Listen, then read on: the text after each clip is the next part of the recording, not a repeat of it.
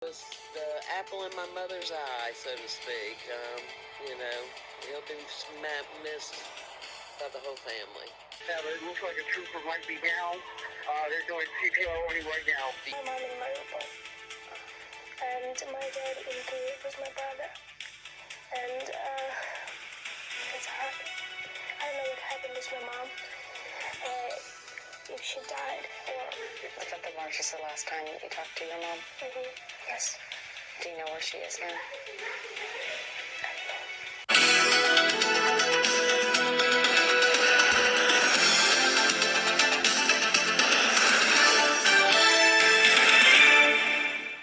John Hopkins is being remembered as a jokester and all-around family man. The 59-year-old, originally from Tennessee, lived in Lithia with his mother and brother. He was the apple in my mother's eye, so to speak. He'll be missed by the whole family. It was half an hour past midnight Thursday when deputies say they received a 911 call from a driver who noticed a car in a ditch along the side of County Road 672. Hopkins had collided with an 11-foot alligator, causing him to lose control of his vehicle. Shattered glass and a damaged fence marked the crash scene on the side of the highway. Jane Pazinski tells us her brother had recently started a new job and was heading home from work. At night, there's nothing on this road. It's a road you drive mostly with your bright lights on, unless you have incoming traffic or whatever. The family tells us they've never heard of a crash involving a gator in that area. However, longtime Bay Area alligator hunter Captain Phil Walters says it's not that unusual in the South, especially during this time of year. What he says is uncommon is someone coming across an 11-footer. One that big is kind of what's rare, because you don't see a lot of big gators like that anymore. You get a 6-footer, it's just a squish. But obviously that 11 was a little more unfortunate. It was fatal to somebody.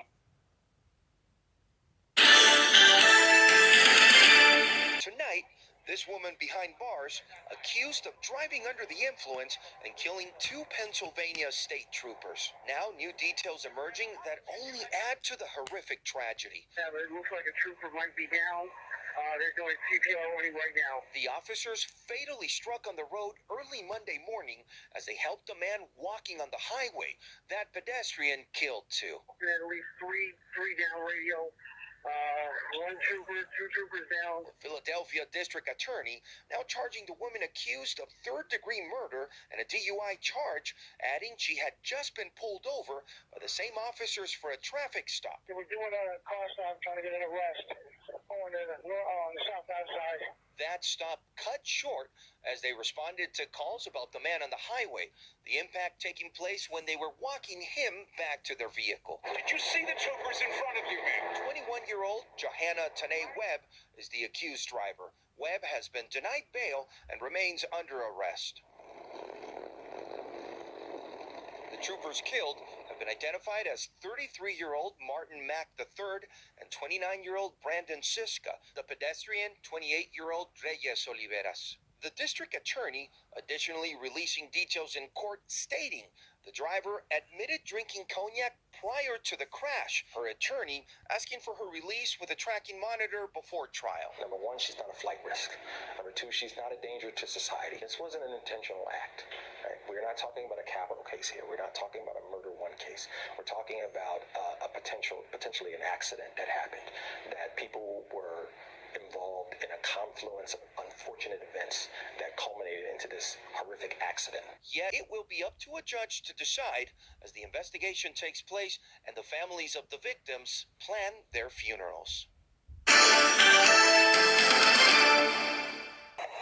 As gas prices in many parts of California easily surge past $6 and towards $7 a gallon, tonight the state's governor wants Americans paying the most at the pump to see the biggest relief in their wallet.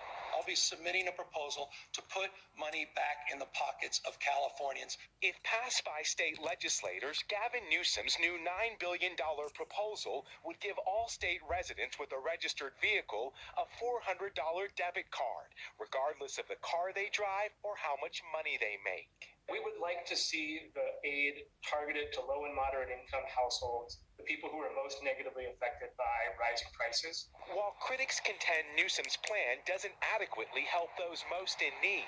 Instead of just arguing about who's to blame for it, we decided to take immediate action. Governors in 3 states, including Maryland, have already suspended state gas taxes. And while some lawmakers on Capitol Hill also propose suspending the federal gas tax, taxes only account for 15% of the cost of a gallon. The gas tax is a minor component of the final price of gasoline. It is not the majority of the cost. While there's no agreement on how to ease the pain at the pump, what seems certain, there likely won't be widespread relief here anytime soon. Songtime is a highlight of the day for these kids. They're orphans who fled to Poland with their caretakers. Among them, 15-year-old Leah. We're withholding her last name. This is the second time Leah has fled conflict in Ukraine. In 2014, she escaped violence in the east. Now, 8 years later, retreating west again. Many Ukrainian orphans like Leah are deemed social orphans. They have living parents unable to care for them.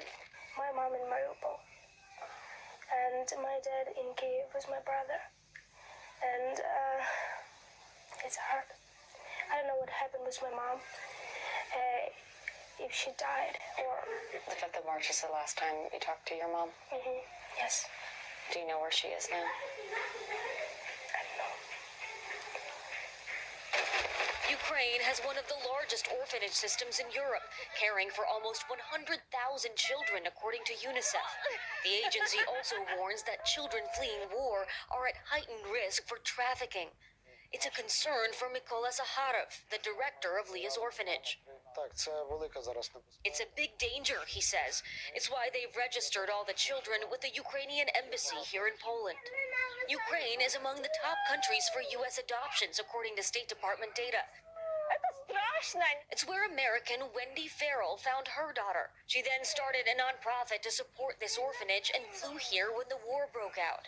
What's it been like to watch these kids go through all of this? Our kids are very resilient, but it is traumatic. She's working to bring them to the U.S. I don't want them to be lost in the shuffle. But the U.S. consulate is backlogged. There's concern about moving children out of Europe. For Leah, America would be a dream come true, but her heart is with Ukraine. Leah says she feels pain whenever she plays her favorite song. It's called Pray for Ukraine. She hopes the world will. Dasha Burns, NBC News, Bonica, Poland.